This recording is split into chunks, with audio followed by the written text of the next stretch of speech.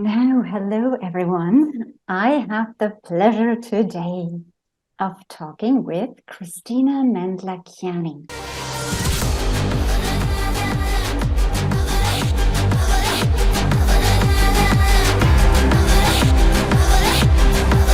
There are no recipes in life. Your life is a dance. It's actually a step forward, a step backwards. And you have to listen to the music and figure out your own unique way. Now, hello everyone. I have the pleasure today of talking with Kristina Mänd-Lakhiani.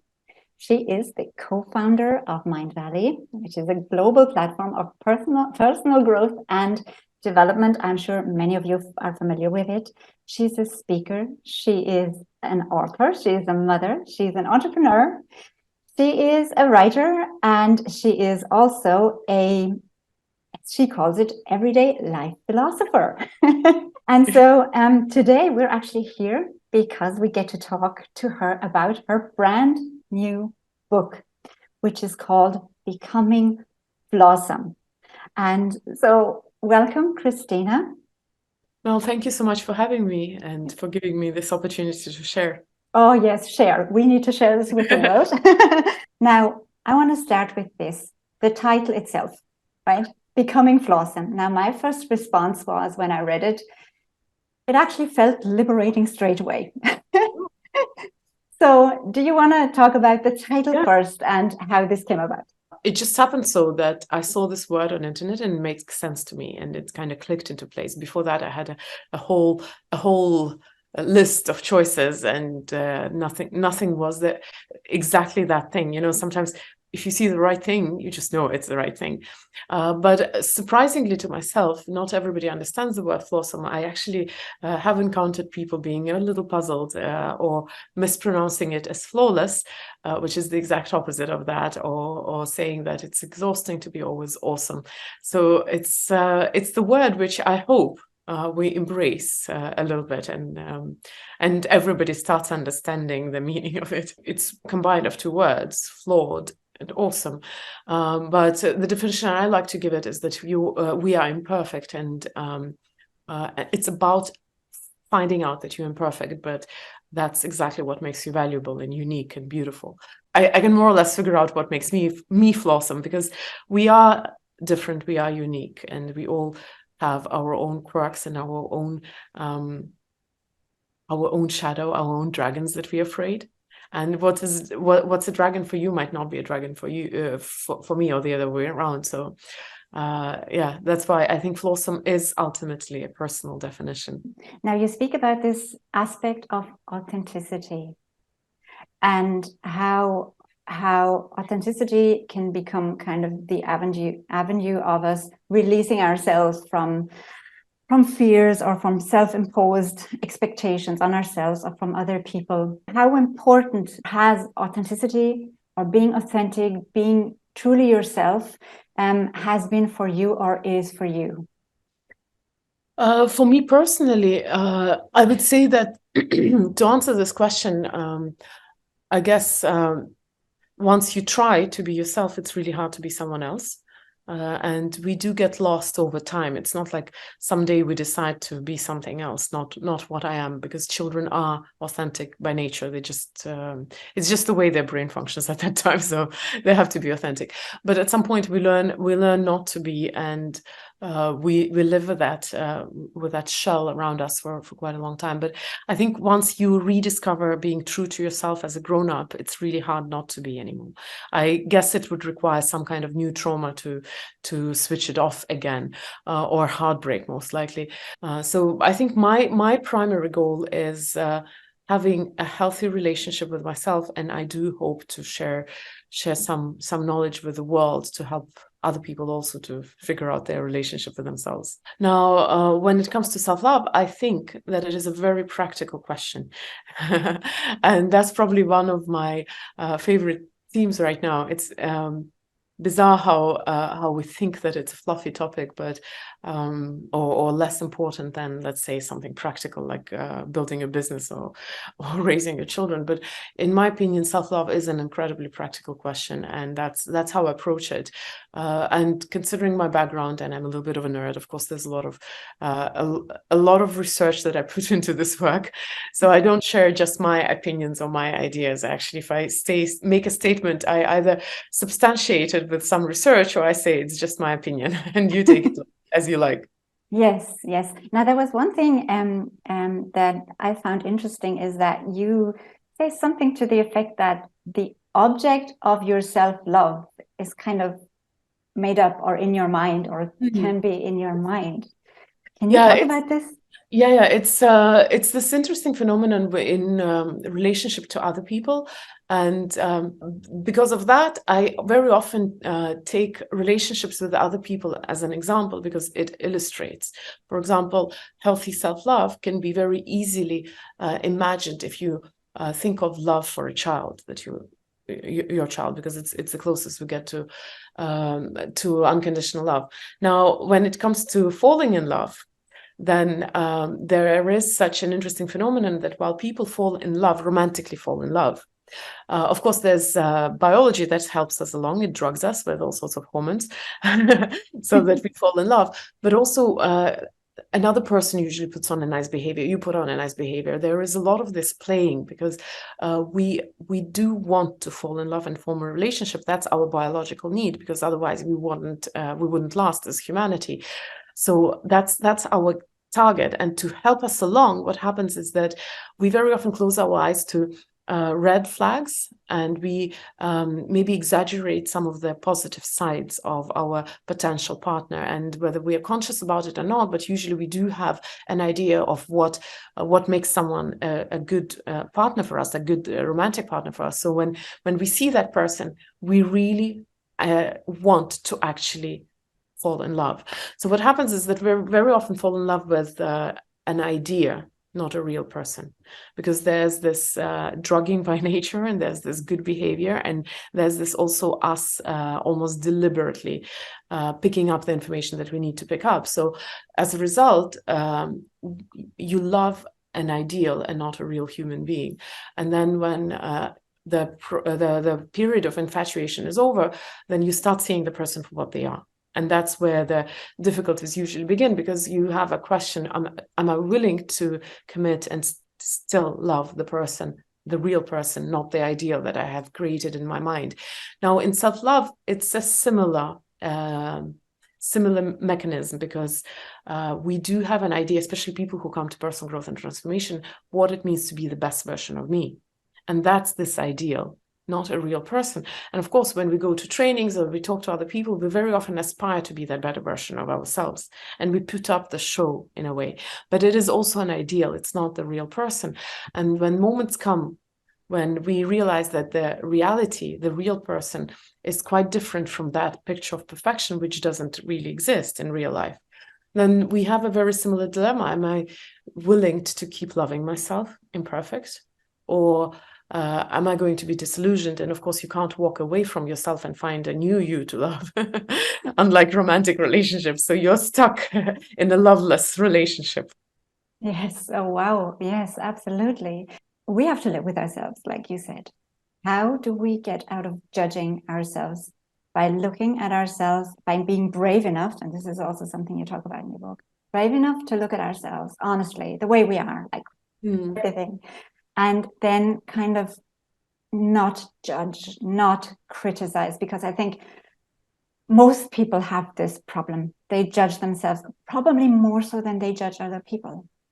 And how do we get out of this? So with judgment, like pretty much with everything in personal growth, it's very often a matter of decision.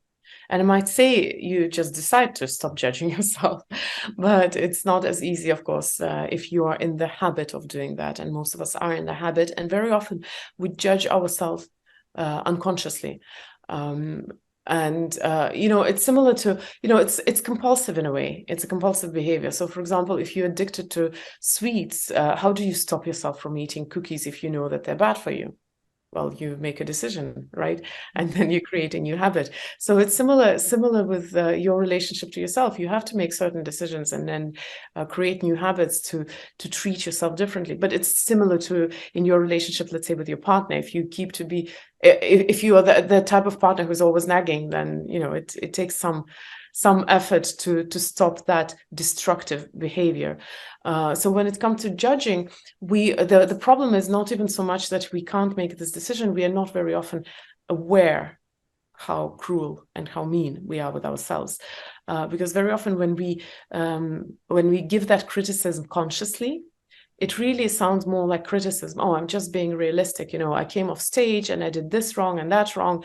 And in a way, yes, it's kind of feedback, which maybe is realistic, but that's the tip of the iceberg, because most of our judgment happens so seamlessly. It's a pattern which just runs in our head that we are not even aware. And that's the one which is the dangerous one, because if you give yourself the so-called realistic feedback after your speech, you usually don't take it as emotionally. The emotional part is when you feel shame, and rather than giving yourself compassion, you actually shame yourself even further, or you hurt yourself even further in the moments when you need self-love the most. So the self-criticism and judgments, which is the most dangerous for you, are the ones which we do when in reality we need love rather than judgment. So there was this interesting analogy I heard at one of the trainings. It's like if you get wounded, rather than treating your wound, you stab it again. That's what judgment does to us very often. Yes, and this is so also the key then probably to once we become aware of the self-talk.